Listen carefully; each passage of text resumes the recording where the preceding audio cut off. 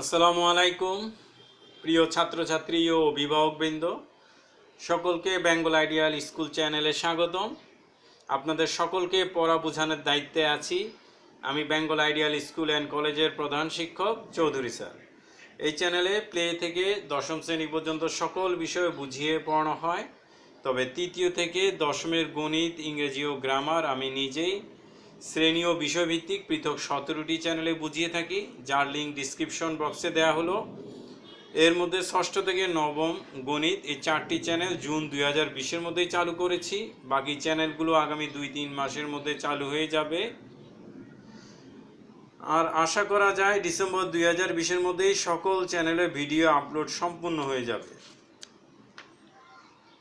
তখন ঘরে বসে প্লে থেকে দশম শ্রেণীর পড়া আমাদের চ্যানেলের মাধ্যমে আপনারা চালিয়ে যেতে পারবেন। আমাদের আজকের আলোচনার বিষয় প্রাক প্রাথমিক শ্রেণীর ইংরেজি পর্ব 4, মূল পর্ব 9। অর্থাৎ আমরা প্রাক প্রাথমিক শ্রেণীর 9টি ভিডিও দিয়েছি, এটা সহ দিলাম। যারা ইতিমধ্যেই কোনো স্কুলে প্লে শ্রেণীতে 1 বছর পড়া সম্পন্ন করেছেন তারা নার্সারি বদলে প্রথম শ্রেণী, এবং যারা প্লে ও নার্সারি 2 বছর পড়া সম্পন্ন করেছে তারা কেজির বদলে নিজ যোগ্যতা অনুযায়ী আমাদের চ্যানেলের প্রথম বা দ্বিতীয় যে কোনো একটি শ্রেণীর পড়া অনুসরণ করুন।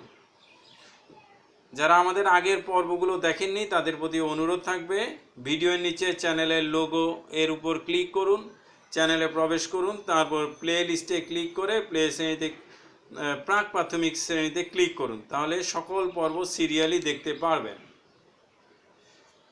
শুরু করা যাক প্লে শ্রেণীর মূল পর্ব 9 এবং ইংরেজি চতুর্থ পর্ব বা শেষ পর্ব।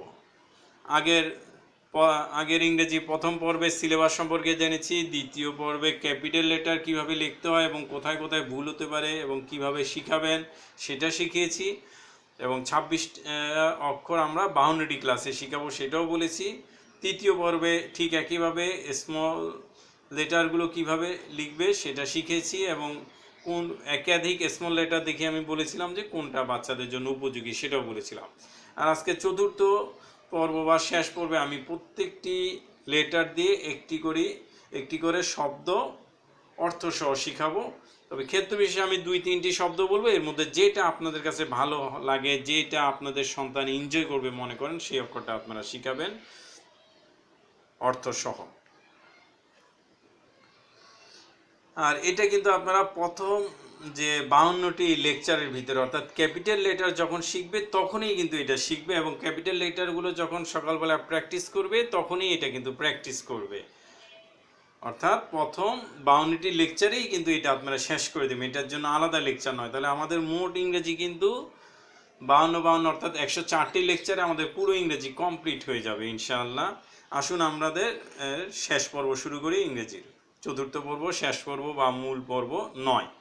এ ফর অ্যান্ট, অ্যান্ট অর্থ পিঁপড়া, আবার এ ফর অ্যাপেল, অ্যাপেল অর্থ আপেল। আপনারা এখানে যার যেটা ভালো লাগে সেটা শিখাবেন। এক্ষেত্রে আমি একটা কথা আপনাদের বলে দিই, উচ্চারণটা আমি সাধারণত সঠিক উচ্চারণে 100% যে অ্যাকুরেট উচ্চারণ ওইটা আমি আপনাদেরকে শিখাবো না, কেননা আমাদের দেশে প্রচলিত উচ্চারণের সাথে সঠিক উচ্চারণের অনেক পার্থক্য আছে।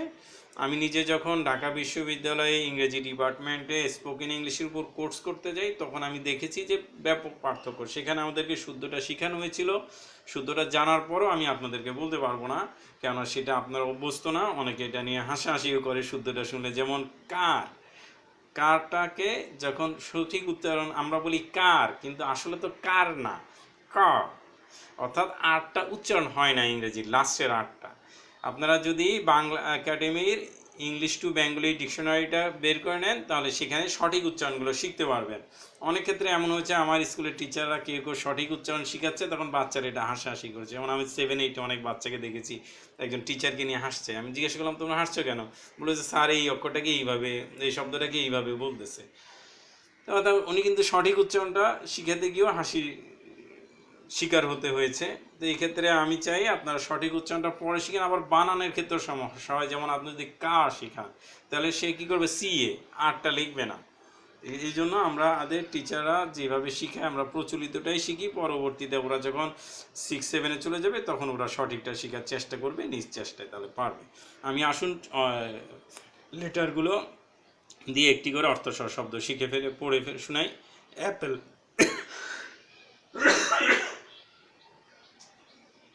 অ্যাপেল অর্থ আপেল, অ্যান্ড অর্থ পিঁপড়া। বি দিয়ে, বি ফর বল, বল অর্থ বল। সি দিয়ে, সি দিয়ে এখানে দুইটা আছে, আপনার যেটা ইচ্ছা শিখাতে পারেন। সি ফর ক্যাট, ক্যাট অর্থ বিড়াল। সি ফর ক্যাপ, ক্যাপ অর্থ টুপি। সি ফর কার, কার অর্থ গাড়ি বা মোটর গাড়ি, যেটা আপনার শিখান।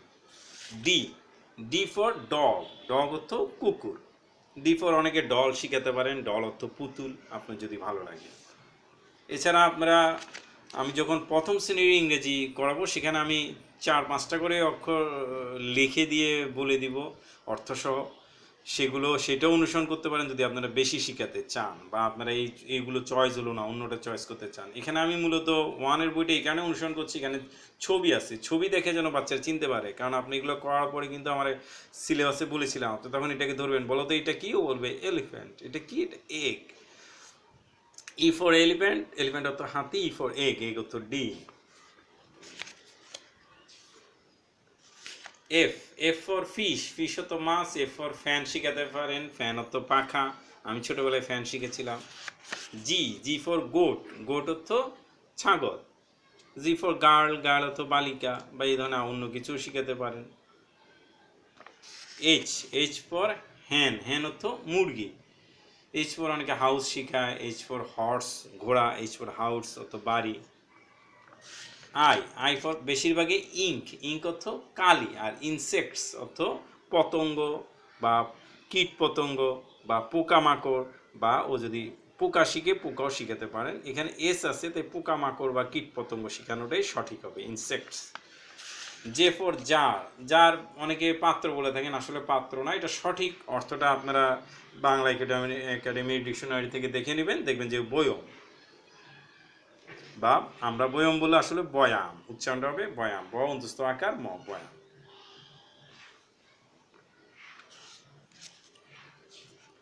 এটা কিন্তু 1-এর বই, আপনারা দেখতে পাচ্ছেন। অনেকেই চিন্তা করছে যে প্রাক প্রাথমিক পরে 1 কি পারবে। আমি যখন এই 1-এর বই থেকে শিখাবো তখন দেখবেন পেরে আরও বেশি পারবে, ওদের কাছে আরও সহজ মনে হবে এবং অনেক দ্রুতই শেষ হয়ে যাবে। কে ফর কাইট, কাইট অর্থ ঘুড়ি। কে ফর ক্যাটল, ক্যাটল অর্থ কেটলি, ট আসবে কেটলি, আমরা কেতলি বলি, ত দিয়ে বলি, ত না কেটলি, কে ট ল শিখালি, kettle. L for lamp, lamp অর্থ বাতি। আর ল্যাম্প, LAMB, ল্যাম্প অর্থ ভেড়া হয়, আপনার ইচ্ছা চাইলে ওইটাও শিখাতে পারেন। এম ফর মুন, মুন অর্থ চাঁদ। এম ফর ম্যান, ম্যান অর্থ মানুষ শিখাতে পারেন। এন ফর নেট, নেট অর্থ জাল। এন ফর নেস্ট, নেস্ট অর্থ পাখির বাসাও শিখাতে পারেন। ও ফর অক্স, অক্স অর্থ ষাঁড়। এছাড়া ও ফর অরেঞ্জ, অরেঞ্জ অর্থ কমলা বা কমলা লেবু আমরা বলে থাকি। P, P for pencil, pencil অর্থ পেন্সিল, বা পি ফর প্যান, প্যান অর্থ কলমও শিখাতে পারেন। আর ফর র্যাট, র্যাট অর্থ ইঁদুর। আর ফর রেইন, রেইন অর্থ বৃষ্টি শিখাতে পারেন। এস ফর সান, সান অর্থ সূর্য, SUN সান। আর SON সন, সন মানে পুত্র। টি ফর আমরা সাধারণত টপ লাটিমটাই বেশি পছন্দ করে, এখানে ট্যাপ, ট্যাপ অর্থ ট্যাপ কল, তবে ট্যাপ শেখানোটা আমি আসলে সমর্থন করি না। টি ফর টপ, টপ অর্থ লাটিমটাই বেশি পছন্দ, TOP টপ, টপ অর্থ লাটিম। এটা শুধু তো ওরা বলবে, এখানে কিন্তু বানান লিখবে না, অক্ষর শিখবে আর বানান কিন্তু ওরা লিখবে প্রথম শ্রেণীতে। ইউ ফর আমব্রেলা, আমব্রেলা অর্থ ছাতা, এটা বেশ জনপ্রিয়। ভি ফর ভ্যান, ভ্যান অর্থ ভ্যান গাড়ি। এছাড়া আরও বেশ কিছু অর্থ আছে, ওগুলোতে যাওয়ার দরকার নেই। ডাব্লিউ ফর ওয়াটার, ওয়াটার অর্থ পানি। এখানে আপনারা বেশ কিছু সহজ আছে, ইচ্ছা চাইলে শিখাতে পারেন। ওয়াই ফর ইয়োক, ইয়োক অর্থ জোয়াল, জোয়ালটা ঠিক আসলে আমি পছন্দ করছি না। তারপর ওয়াই ফর ইয়োলো, ইয়োলো মানে হলুদ দিতে পারেন। ওয়াই ফর ইউ, ইউ মানে তুমি, এইভাবে দিতে পারেন। ইয়োক জোয়াল, জোয়াল কয়জনই বা দেখেছে, আমরা শহরের মানুষরা দেখিই নি। আর সরি, আগে এক্স আছে, এক্স মানে X ray, x for X ray, x অর্থ রঞ্জন রশ্মি, অনেকে রশ্মি বলে থাকে, আসলে উচ্চারণটা রশ্মি হবে।